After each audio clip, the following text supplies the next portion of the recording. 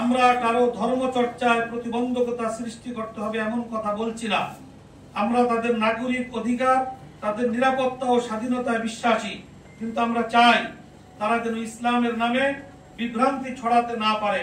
তারা যেন নিজেদের ধর্ম শিরোনাম পরিচয়ই পালন করে মুসলিম পরিচয়ে ইসলামের মর্মে যেন কোনরূপ আঘাত হানতে না পারে।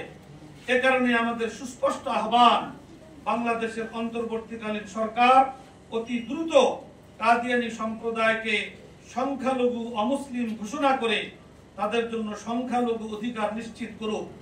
এটি কোনো বিদ্বেষ নয়, বরং এটি সংখ্যালঘু সম্প্রদায়ের অধিকার প্রদানের দাবি এবং ইসলামের সুরক্ষার দাবি, যা রাষ্ট্রের নৈতিক দায়িত্ব।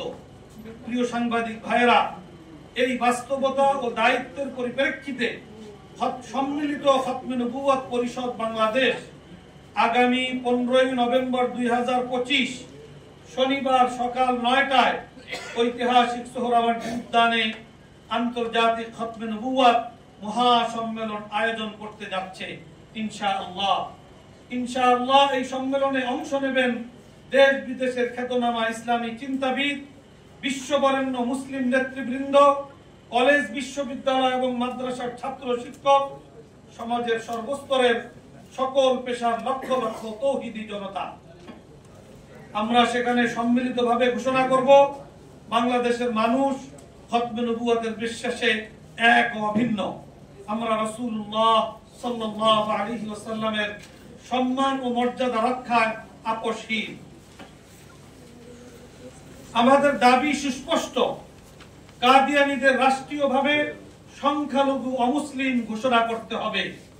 তাদের ইসলামী পরিভাষা ব্যবহারে আইনগত নিষেধাজ্ঞা আরোপ করতে হবে। সংবিধানে আকীদায়ে খতমে নবুয়তের সুরক্ষা নিশ্চিত করতে হবে। ধর্মীয় শিক্ষা ও প্রচারে বিভ্রান্তি রোধে জাতীয় উদ্যোগ গ্রহণ করতে হবে।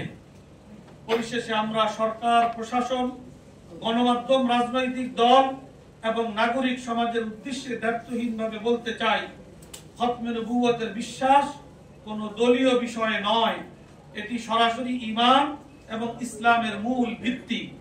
অতএব আসুন দল মত নির্বিশেষে আমরা আগামী 15 নভেম্বর আন্তর্জাতিক খতমে নবুয়ত মহাসম্মেলনকে মহাসমুদ্রে পরিণত করি এবং আকীদায়ে খতমে নবুয়ত সংরক্ষণের চেতনায় উদ্বুদ্ধ হয়ে ঐতিহাসিক সোহরাওয়ার্দী উদ্যানে দলে দলে সমবেত হয়ে মহাজাগরণ তৈরি করি।